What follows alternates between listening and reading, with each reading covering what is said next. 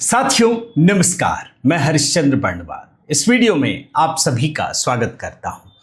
दोस्तों, अब तक राहुल गांधी अमित शाह पर हमला कर रहे थे, अटैक कर रहे थे, अभी भी कर रहे हैं, ऐसा नहीं कि छूटा है। भाई उनको लगता है कि अमित शाह को गद्दी से हटवा देंगे, होना नहीं है। अब अमित शाह ने राहुल गांधी पर किस तरीके से हमला किया है दोस्तों, ये कहानी मैं दिखाने जा रहा हूं। और एक साथ ट्रिपल अटैक दोस्तों, तीन तरफा हमला। और मजे की बात क्या है कि राहुल गांधी को बात समझ में ही नहीं आई। और सिर्फ राहुल गांधी नहीं दोस्तों, बल्कि मेन स्ट्रीम मीडिया में भी इस बात को कोई समझ नहीं पाया कि अमित शाह ने चुपके से क्या काम कर दिया, कितना बड़ा झटका दे दिया है दोस्तों। उसी कहानी को आज आपके सामने रखने जा रहा हूं। कई बार देखकर लगता है दोस्तों कि अमित शाह जी वास्तव में क्या कहीं छिप गए हैं, क्या वास्तव में संसद आने से बच रहे हैं। ऐसा होता नहीं है, ऐसा था भी नहीं। अब कोई कुछ भी बोल दे, उससे कोई अर्थ नहीं होता दोस्तों। कैसे अमित शाह ने, ये दरअसल कहानी जानते किस तरह की है कि सांप भी मर जाए और लाठी भी ना टूटे। ये अमित शाह का स्टाइल है। और मैं आपको बताता हूं दोस्तों कि ये जो ट्रिपल अटैक है ना, उसमें दिल्ली से लेकर चेन्नई और पुणे तक हड़कंप मचा है। हालांकि मैं जयपुर भी जोड़ता, लेकिन जयपुर की कहानी निकल गई। तो आपके कमेंट की प्रतीक्षा रहेगी दोस्तों। और आपसे एक जरूरी बात बताता हूं दोस्तों, कल मैंने अभिजीत दीपके पर जो उनका आशुतोष रांका का जो गैंग है और वो गया था, उस पर वीडियो बनाया। मैं अब तक सोच रहा था, संदेह था, लेकिन कल मेरी पुष्टि हो गई कि अगर मैं अभिजीत दीपके या उनके गैंग पर कोई वीडियो बनाता हूं तो YouTube उसे रोकता है। अब क्या सिस्टम है मुझे बिल्कुल नहीं पता दोस्तों। कल मैंने बनाया, कमेंट नहीं, व्यू नहीं, कुछ भी नहीं। और जैसे मैंने कल शाम का नाम बदल दिया, वो फिर थोड़ा जाकर ऊपर उठा है। कल शाम का वीडियो देखिएगा, मैंने अभिजीत दीपके का नाम हटा दिया थंबनेल से, तब जाकर वो वीडियो लोगों तक पहुंचा है। इसीलिए आपसे निवेदन करता हूं दोस्तों, जरूर एक कमेंट कर दीजिएगा, जय सिया राम ही लिख दीजिएगा भले, ताकि जो लोग रोकना भी चाहते हैं ना, फिर वो एल्गोरिदम में आगे बढ़े, रुक ना सके। तो आपसे एकदम निवेदन है दोस्तों, कमेंट भी कीजिएगा, लाइक कीजिएगा, शेयर कीजिएगा। कुछ विंडो से शुरुआत करता हूं। पहला टू विंडो दोस्तों, सबसे बड़ा आंदोलनकारी कौन है, ये जंग चल रही है। मैं सिर्फ आपको हिंट दे रहा हूं, इस खबर को आगे नहीं बढ़ाऊंगा। केजरीवाल और राहुल गांधी दोनों के बीच जंग चल रही है। अब देखिए इस टू विंडो में क्या है। भाई कल पूरा का पूरा दिन आशुतोष रांका, सीजेपी इसी में खप जाता। आप समझिए, भाई कल का पूरा दिन दोस्तों सिर्फ और सिर्फ आशुतोष रांका पे ही जाता ना, कॉकरोच जनता पार्टी पे ही जाता, क्योंकि ये बड़ी खबर हो गई थी, मारा पीटा गया था। अचानक से राहुल गांधी पहुंच गए और पूरा का पूरा फुटेज खा लिया, पूरा फुटेज खा गए। जब ये पिटते नहीं है तब पूरे दिन में ये छाए रहते मीडिया में, और जब पिट गए उसके बाद मीडिया कवरेज से गायब हो गए। और यही हाल दूसरा जो हेडलाइन है आप पढ़िए, 21 जुलाई और 21 अगस्त राहुल गांधी दोनों बार कॉकरोच जनता पार्टी के फुटेज को खा गए। ये अलग ही लड़ाई चल रही है। मैं सिर्फ आपको हिंट कर रहा हूं, कभी विस्तार से इस पे बताऊंगा। अगला टू विंडो देखिए दोस्तों, दूसरा टू विंडो, अमित शाह ने कैसे राहुल गांधी के साथ कर दिया है कांड। आज पुणे में एक कार्यक्रम है, पूरा छकाया, लेकिन आखिरकार 30 शर्तों के साथ मंजूरी मिली है। और 30 शर्तें अभी मैं आपको दिखाऊंगा, आप हैरान रह जाएंगे। भाई अगर कोई आपसे पूछ देना कि हाँ भाई आप भारतीय हैं, आप राष्ट्रवादी हैं, तो आप शर्म से मर जाएंगे। लेकिन क्या है इन लोगों के लिए बहुत जरूरी, इनकी शर्तें क्या है अभी मैं आपको आगे बताऊंगा। और दूसरा इसी विंडो में देखिए क्या लिखा है, 7.5 घंटे तक धरना दिलवाया, तब जाके एफआईआर हुई। मन में ये सवाल उठेगा, यार एक एफआईआर दर्ज कराने के लिए एलओपी को 7.5 घंटे बैठने पड़ गए, यानी देश की हालत कैसी है। इस चक्कर में मत फंसिएगा दोस्तों, जो पहले हालात थे वही आज है। लेकिन ये केस बड़ा विशेष है, इसको मैं आपको आगे डिकोड करूंगा। एक और टू विंडो पहले दिखा देता हूं, ये भी एक झटका है और इसी खबर से भी आगे शुरू करूंगा। टू विंडो में क्या है दोस्तों, भाई राहुल गांधी ने कह दिया कि परिसीमन बिल किसी भी कीमत पर मंजूर नहीं है। और ये राहुल गांधी डीएमके को छोड़ करके विजय की गोद में बैठ गए कि ये मुख्यमंत्री बनने वाला है, अपना साथ हो जाएगा। उस विजय ने पलटी मार दी, रुख को नरम कर लिया। अब इसी खबर से मैं आपके सामने शुरुआत कर रहा हूं दोस्तों। ये पहला झटका है, जो ट्रिपल अटैक बोल रहा हूं ना, ये पहला झटका। झटका क्या है दोस्तों कि भाई डीलिमिटेशन को लेकर के सरकार लगातार अपनी कवायद को आगे बढ़ा रही है। सरकार ने आंकड़े जुटा लिए, मैं आपको बताता हूं दोस्तों। अब 2-4 सांसदों का मामला है, वो तो कभी भी हो जाएगा, सरकार के पास इसकी चिंता नहीं है। लेकिन सरकार ने इस मानसून सत्र में नहीं किया, और उसकी वजह यह है दोस्तों कि देश भर में जो ये माहौल बन गया था ना, एकदम एंटी, और खास करके ये जो धर्मेंद्र प्रधान का इस्तीफा हुआ, तो उस माहौल को और खराब नहीं करना चाहते थे। ये समझ लीजिए, उसको खराब करने की इच्छा नहीं थी, इसीलिए सरकार ने उसको आगे बढ़ा दिया। लेकिन सरकार ने अपनी कोशिश को कम नहीं किया, ये समझ लीजिए। भाई विजय जो तमिलनाडु के मुख्यमंत्री, उनके पास एक भी सांसद नहीं है, आप जानते हैं ना, उनकी जरूरत भी नहीं है। मोदी सरकार को इनकी जरूरत बिल्कुल भी नहीं है। लेकिन परसेप्शन के लिहाज से दोस्तों, राहुल गांधी को झटका देने के लिए तमिलनाडु के मुख्यमंत्री का यह बयान बहुत ही महत्वपूर्ण था। अपने स्टैंड को पलट दिया उन्होंने।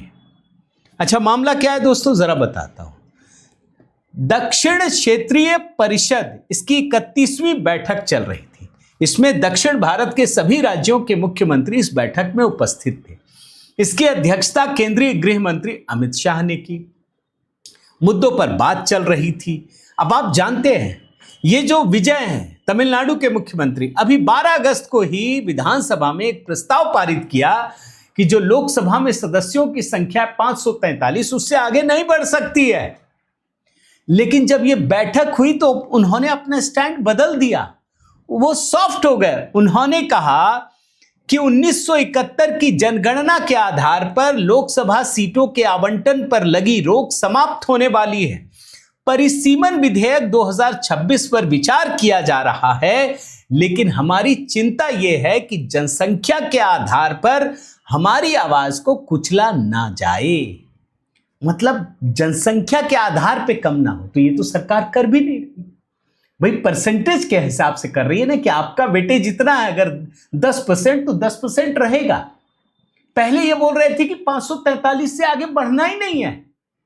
अब इन्होंने कहा कि नहीं, परसेंटेज के आधार पे हम कर लेंगे। तो परसेंटेज के आधार पे तो उस समय भी अमित शाह कह रहे थे कि आप 1 घंटा का समय दे दो, हम ठीक करके ले आएंगे। तो ये बहुत बड़ा बदलाव है। ये कांग्रेस को बहुत बड़ा झटका लगा है दोस्तों।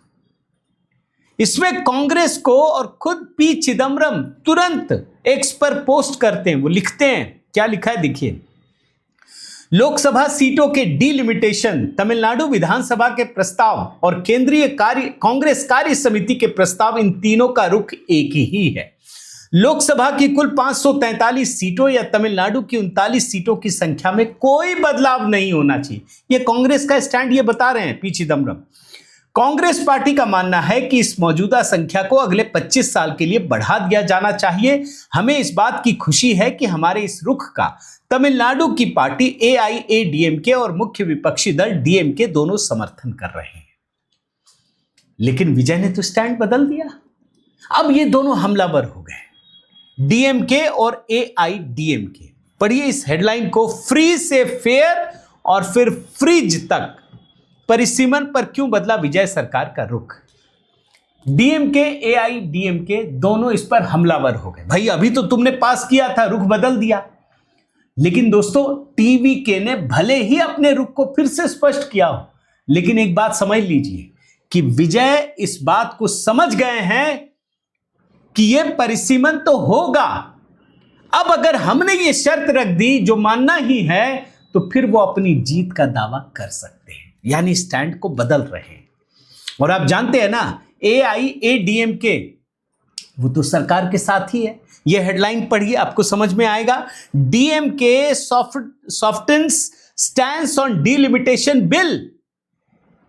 यानी डीएमके ने अभी कुछ ही समय पहले अपने जो इरादे हैं उसको सॉफ्ट किया है।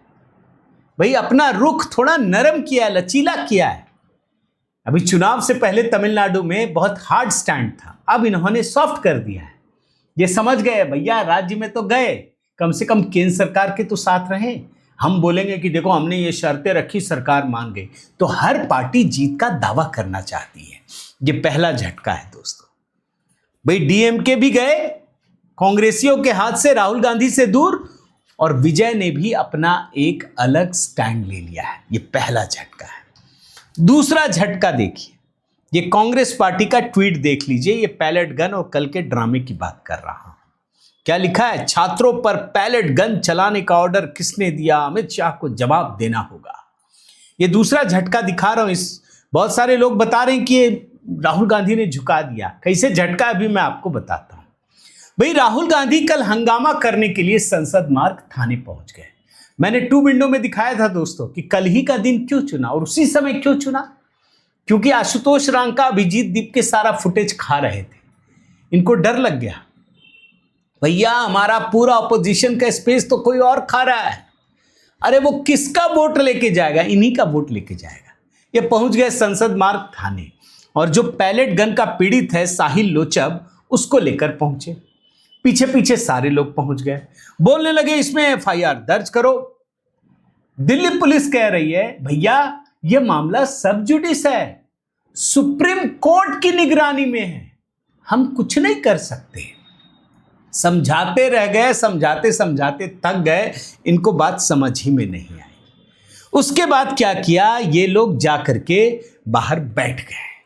अच्छा, इस दौरान कांग्रेस ने पूरा एकदम रील वील टाइप से, देख रहे हैं ये कैसा बढ़िया फोटो एकदम छापा है, अन्याय के खिलाफ जननायक न्याय योद्धा। क्या शानदार ट्वीट है। आजकल राहुल गांधी को समझा दिया गया है, जेनजी के पास जाना है ना तो अच्छा फोटो होना चाहिए, एकदम डायनेमिक फोटो, चलते फिरते हुए लगे कि हाँ आप डायनेमिक नेता हैं। तो वो तो इनको मिल गया, ये फोटो वोटो तो मिल गया, तो बहुत छोटी चीज है। अब आप इस उम्र में जेनजी बनना चाहेंगे वो संभव नहीं है। लेकिन दोस्तों आगे की कहानी समझिए। राहुल गांधी ने फिर एक ट्वीट किया। ये ट्वीट देखिए क्या लिखा है। आज साहिल लोचब के साथ उनके साथ हुई पुलिस बर्बरता के खिलाफ एफआईआर दर्ज कराने संसद मार्ग के डीसीपी कार्यालय पहुंचा।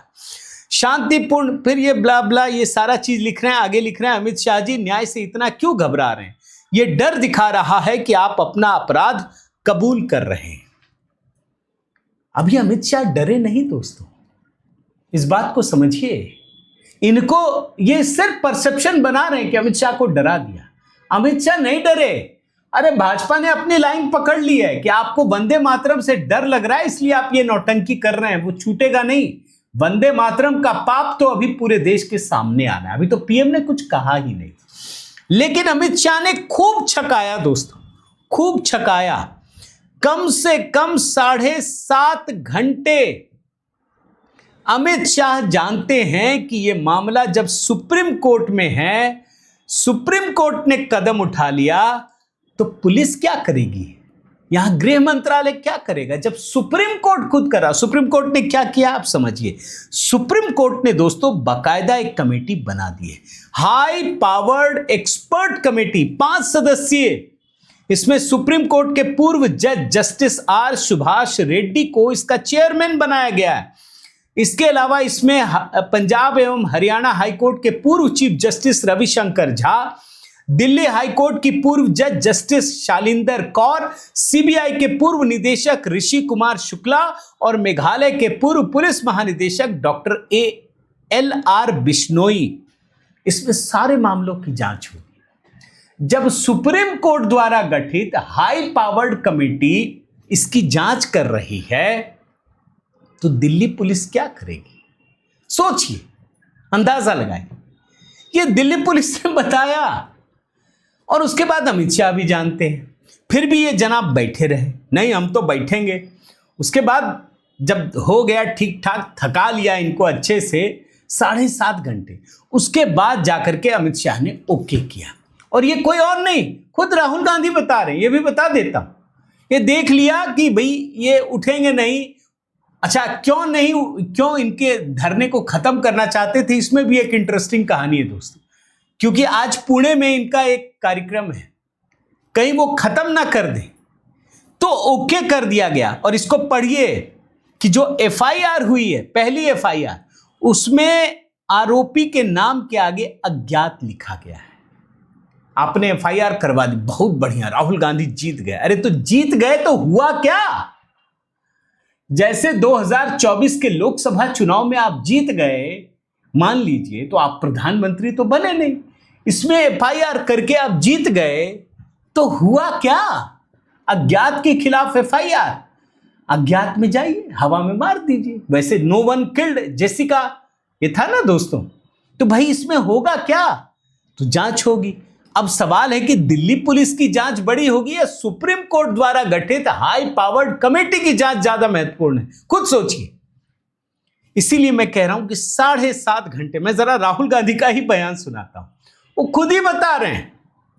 इनका पहला बयान सुनाता हूं, इसमें खुद समय बता रहे हैं कि आज सुबह 11, 11:30 बजे हम आए, अभी 6:45 हो गए, तब जाके एफआईआर फाइल हुई है। जरा सुनिए इस हिस्से को। 11, 11:30 बजे हम यहाँ आए, 1 महीने से ये घूम रहे हैं। 11:30 बजे आए, अभी 6:30 बज गए, 6:45 हो गए, तब जाके एफआईआर फाइल किए। देखा आपने दोस्तों, खुद ये राहुल गांधी कह रहे हैं। यानी 11:30 से मान लीजिए 6:30, 7 और फिर आधा घंटा, 7.5 घंटे। ये खुद पूरा ये भी तो 11, 11:30, 6, 6:30, 6:45 कर रहे हैं। अच्छा, इन्होंने एक और बात कही, ये खुद कह रहे हैं, अभी तक ये इस्तीफा मांग रहे थे ना अमित शाह का, ये खुद कह रहे हैं कि दिल्ली पुलिस नहीं कर रही थी, ये परमिशन अमित शाह ने दिया है, होम सेक्रेटरी ने दिया है, तब जाके एफआईआर दर्ज हुई। ये खुद राहुल गांधी कह रहे हैं, जरा सुन लीजिए। परमिशन फाइनल होके होम सेक्रेटरी और अमित शाह जी को देना पड़ा, तब इन्होंने जाके फाइनल एफआईआर दिया है। देखा आपने दोस्तों, ये दूसरा झटका है। जो लोग कह रहे हैं ना कि भैया देखो एफआईआर करवा दिया, झुका दिया अमित शाह, अरे झुकाया उकाया कुछ नहीं भाई, वो कोरे कागज में लिखवा दिया, कोई फायदा नहीं, कोई फायदा नहीं। अगर पुलिस ने गलती की है तो वैसे भी सजा होगी, सुप्रीम कोर्ट की कमेटी ढूंढेगी। लेकिन चक्कर है क्या पुलिस वाले इंसान नहीं है? पुलिस वालों को बचाव का हक नहीं है क्या? अगर संसद में हमला कर देते, कोई गलत घटना हो जाती, तो उसकी जिम्मेदारी किसकी थी? आप सोचिए ना। तो ये झटका है दरअसल। और तीसरा झटका, जो तीसरा अटैक है दोस्तों, वो जरा पढ़िए, ये आखिरी क्लिपिंग पढ़िए आप, क्या लिखा है। पुणे पुलिस ने राहुल गांधी के सामने रखी 30 शर्तें, फिर मिली छात्रों की गूंज की अनुमति। ये बार बार बोल रहे थे कि हमको अनुमति मिल नहीं रही। अरे अनुमति मिलना है भैया। भारतीय जनता पार्टी वाले भले अपने किसी भी बड़े नेता का रैली कैंसिल कर ले, लेकिन इनका नहीं करेंगे। राहुल गांधी का कहीं भाषण और भाजपा वाले उसको कैंसिल कर दें, ऐसा होता नहीं है, कभी नहीं होता। बल्कि थोड़ा इंजॉयमेंट बढ़ाते हैं, क्यूरियोसिटी बढ़ाते हैं, क्योंकि भाई ये कांग्रेस वाले सुनने को उत्सुक हैं, उससे ज्यादा तो हम लोग भी उत्सुक होते हैं। ऐसा थोड़ी भाजपा वाले भी होते हैं, हम तो अपने वीडियो के लिए उत्सुक होते हैं। अब देखिए इसमें हुआ क्या दोस्तों, इसीलिए मैंने कहा था कि कल जो ये धरने पे बैठ गए थे ना, अब अमित शाह देख रहे होंगे कि भाई अगर मान लो आज कर दिया एफआईआर, तो ये तो बहाना बना के भाग जाएंगे कि हम पुणे जाने का समय नहीं मिला। अब उन्होंने रात ही में क्लियर कर दिया सब, अब पुणे जाने से कोई नहीं रुक सकता। लेकिन यहां पर 30 शर्तें लगाई गई हैं दोस्तों। आप जानते हैं क्या शर्तें हैं? मैं बताता हूं। छात्रों की गूंज कार्यक्रम, जब वहां जाएंगे ना तो लोग पूछेंगे, बल्कि कल भाजपा वालों के लिए, आज भाजपा वालों के लिए बता देता हूं, अभी भी टाइम है। पुणे में वैसे ही लगा दीजिएगा पोस्टर, झारखंड कब आओगे? झारखंड में आपकी सबसे ज्यादा जरूरत है, वहां आपकी सरकार भी है। दोस्तों यहां जो 30 शर्तें लगाई गई हैं, उसमें आपत्तिजनक चित्रों या बैनरों के प्रदर्शन पर रोक लगाई गई है। आयोजकों से यह सुनिश्चित करने को कहा गया है कि धार्मिक भावनाओं को ठेस न पहुंचे। आप सोचिए, ये धार्मिक भावनाओं का मतलब हिंदुओं से जोड़ लीजिए। इन लोगों के कार्यक्रमों में सनातन संस्कृति के बारे में अपमानजनक बातें कही जाती हैं, ये बात लिखी हुई है। और जो अनुमति दी गई है दोस्तों, वो भी सुनिए। ये कार्यक्रम शहर में आरटीओ चौक के पास SSPMS कॉलेज मैदान में शाम 4:30 बजे से रात 9:30 बजे तक आयोजित होना तय हुआ है। 8 से 10,000 लोगों के जुटने का अनुमान है। इतना तो वैसे भी होते हैं, इतने तो कार्यकर्ता होते हैं, कैडर वोटर होते हैं दोस्तों। ये बहुत बड़ा झटका है। ये झटका इसलिए है क्योंकि लग रहा था, ये कोशिश कर रहे थे कि मना हो जाए। अमित शाह ने दिलवा दिया। फिर यहां लग रहा था कि इसी के बहाने रुक जाएंगे, FIR तो होना नहीं है, वहां भी FIR कर दी। चलो कर लो भैया, अज्ञात के खिलाफ कर लो। तो ये झटका है दोस्तों। ये कहानी ऐसी है अमित शाह की जिसमें सांप भी मर गया और लाठी भी नहीं टूटी, पता भी नहीं चला। ये खुद इनकी जुबान से सुना है ना कि अमित शाह जी ने बोला तब FIR हुई है। ये है अमित शाह की हनक, ये है उनकी ताकत जो खुद लोगों ने दी है, इस देश की जनता ने दी है। तो देखिए दोस्तों, इंतजार कीजिए और पुणे में कुछ दिलचस्प चीजें जरूर आएंगी। तो बने रहिए, जुड़े रहिए, अपना प्रेम और स्नेह बनाए रखिए दोस्तों। और आपसे फिर निवेदन करता हूं, देखिए आजकल हम लोगों के वीडियो को, जो राष्ट्रवादी है, उनको कुचलने का बड़ा प्रयास चल रहा है। जब प्रधानमंत्री मोदी के वीडियो को रोक दिया गया तो हम लोग कहां हैं दोस्तों। लेकिन जब आप कमेंट करते हैं, लाइक करते हैं, शेयर करते हैं दोस्तों, तो हमारी ताकत बढ़ती है। अपना प्रेम और स्नेह जरूर दीजिए, इसे अधिक से अधिक लोगों तक भेजिए दोस्तों, सब्सक्राइब करवाइए। बहुत बहुत धन्यवाद। जय सिया राम।